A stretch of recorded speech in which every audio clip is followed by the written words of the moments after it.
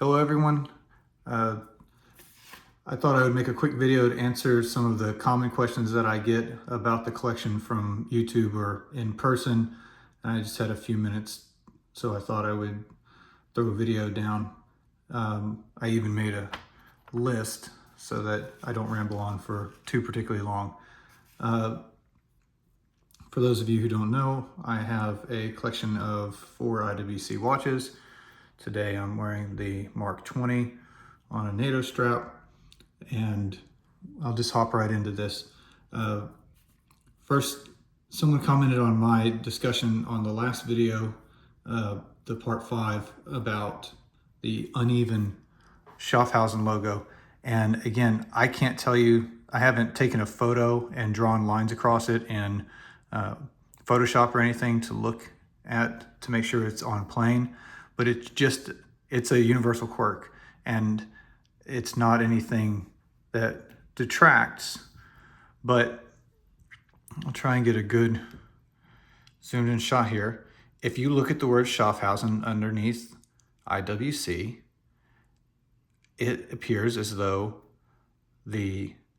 after the SCH, it looks like the F, the bottom of the F is raised, and the Hausen trails off a little bit.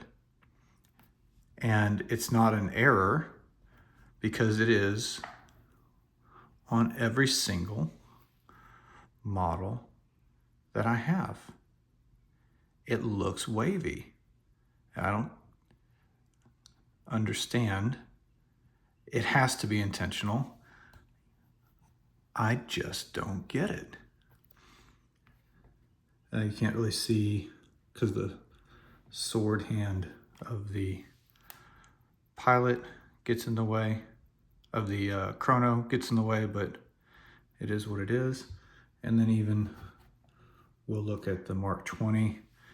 I actually notice it less on the Mark 20. We'll just give it a minute right there, as it is revealed by the back half of the second hand. It looks wavy, and I'm not gonna, light the whole thing on fire, claim it for insurance, but it's just strange to me. So let me know if you see the same thing on yours, and if now that you see it, you can't unsee it, and you wish me horrible things. The next thing is why the Portugieser. On one of my videos, I said that I was looking at the Portofino perpetual calendar, the newer model, and it was at a time when I wasn't really wearing this watch much because I had recently acquired this watch. And as I wore the Chrono 41, I just realized that I got accustomed to the size and that my wrist could carry it. And also, I didn't like the gold, the color of the gold on the Portofino, and I didn't like the silver case with gold hands. And so, and just the more I looked at the Portugieser, the more I liked the feel, and the more I liked the dial. And this watch, my first impressions is that it just explodes. It just explodes. You can't really tell just from a wrist shot, but when you look in the mirror, and it looks a little bit larger in this up close, but when you look in the mirror as you're getting ready to leave, the watch is just, my first impression of it is it's like being punched in the face. I mean, it is not subtle. It is gorgeous. It's just an incredible piece, but boy, is it noticeable. That's my first impression. So the Portofino, I didn't like the strap. I thought the strap was not very utilitarian. Of course, you can change that with the buckle. But I like the more classic look of the alligator leather strap. I decided that I could carry this size, whereas I didn't think so earlier, which is why it's so important to try watches on. And the more I looked at it, and I tried one on in person, realized I could carry it, and the more I looked at it, the more I just couldn't stop looking at it. So that's why I picked that purchase. The next question is, okay, why don't I have an ingenieur and the ingenieur versus the Mark 20? So first of all, I'll say the ingenieur versus the Mark 20. So the Mark 20 is a pilot watch, and I suppose the definition of a pilot watch is that it has to really be able to carry a NATO. It has lugs. So while the steel bracelet, when it gets put on the pilot watch, is integrated looking and looks fantastic, it still has to have lugs. So it's not really integrated into the case. It's integrated into the lugs, not the case. And it has to be able to accept a NATO strap or other types of leather straps and be more utilitarian and useful. And so can you get a real variety of straps and looks with this watch? Yes, you can.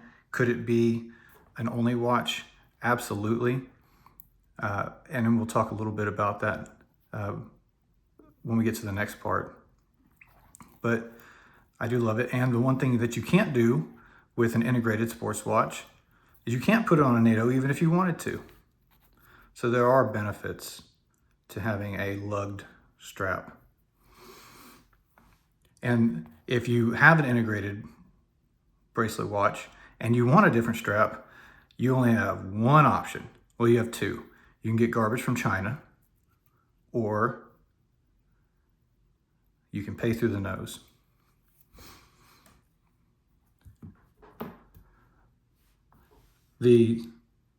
So the other question is, why don't I own the ingenieur? And that is because, man, did IWC miss the mark on this? I mean, did they missed the marks? They had an opportunity with a relaunch. They got a fresh slate. They had the opportunity for a relaunch, so they could make this whatever they wanted to while keeping some of the design DNA. And what is their competition? Is it this Christopher Ward thing? Is it PRX? No.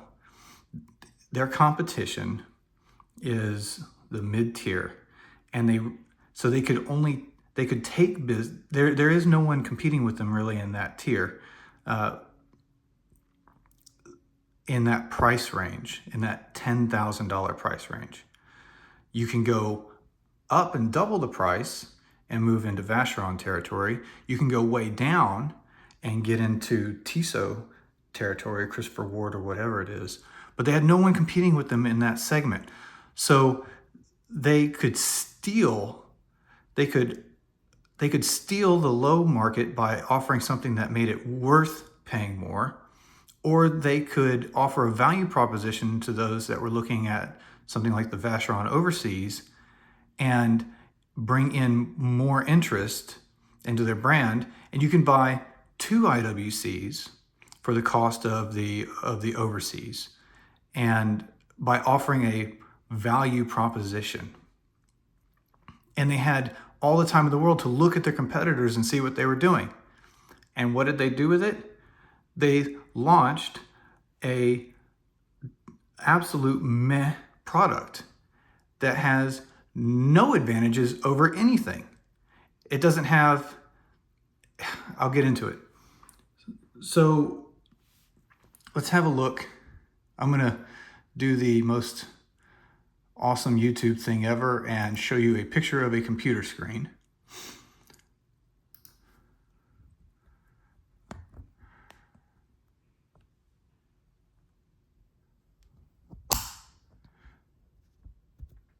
Okay, so this is what we're working with. Integrated watch, 4 different colors, 2 different case materials. Fine. IWC already has a quick exchange strap system in their DNA. They could have built one in. IWC has a rich history of movements. They could have found some way to differentiate the movement for the ingenieur from the movement from the Mark 20.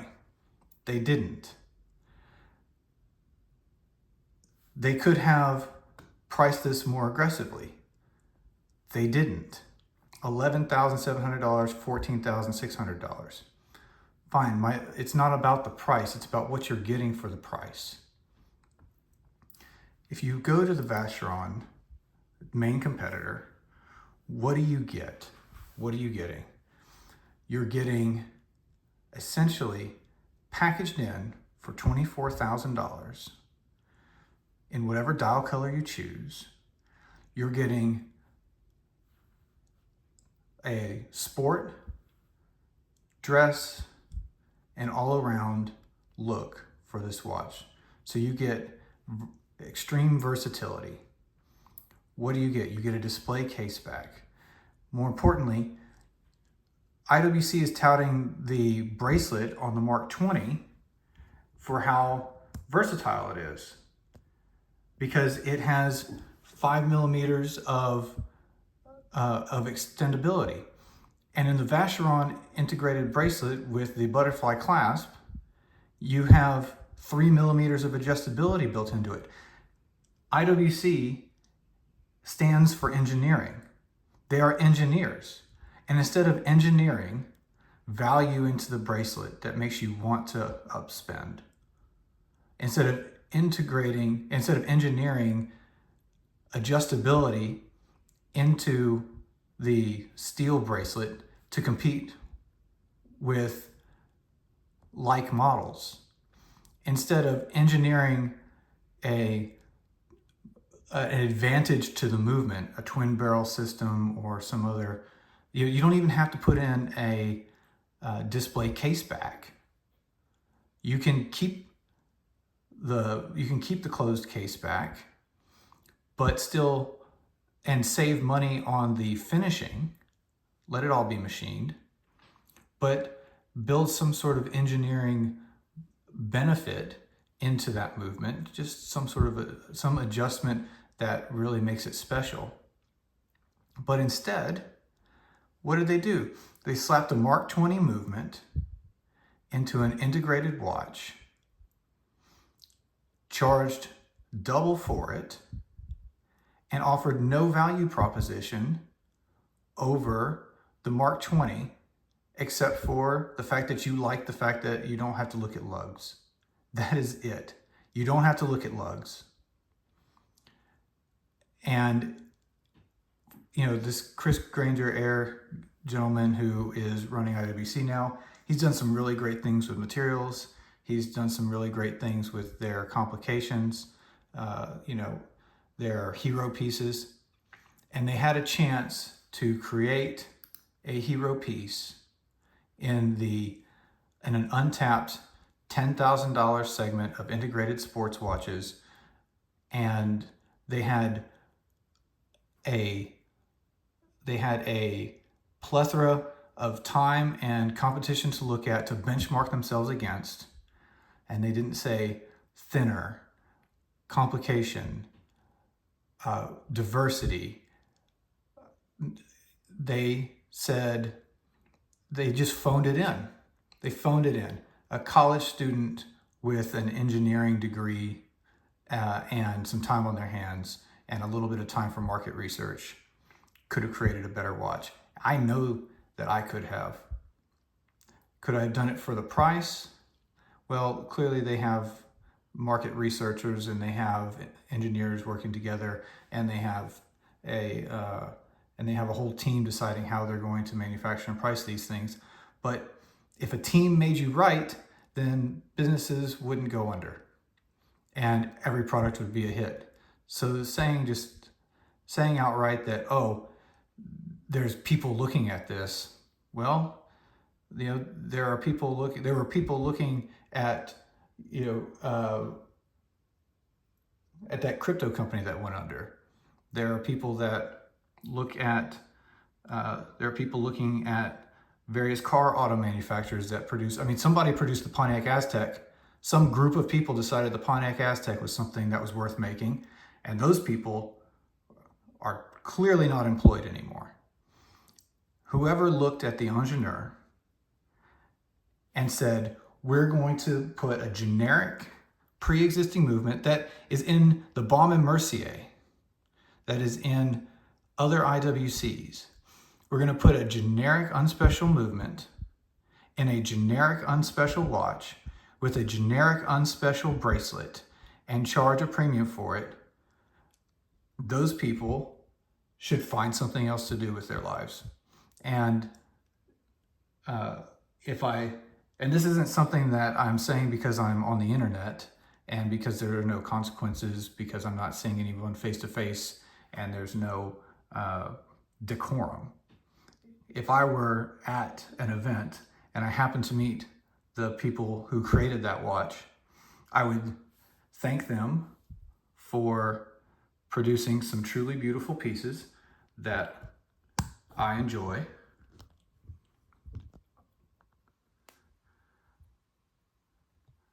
I would hope that they would thank me for my patronage. I would share with them how much I appreciate the work that has gone into their keeping with the legibility and diversity of their line, although I'd like to see it a little less diverse. And then I would flat out tell them that whatever they were imbibing on the day that they conceptualized releasing one of the most important products that they've ever created, that they should find their closest Meeseeks box, hit the button on top, and ask for a do-over. So that's my rant. Look in the next probably 2 weeks after I've gotten some wrist time with the perpetual calendar, and I'll release one more video, and then hopefully I won't be acquiring any more high-end watches for a little while, find something else to do with my time and money, and that'll be the last that I post for a good while. Thanks everybody. Have a good day.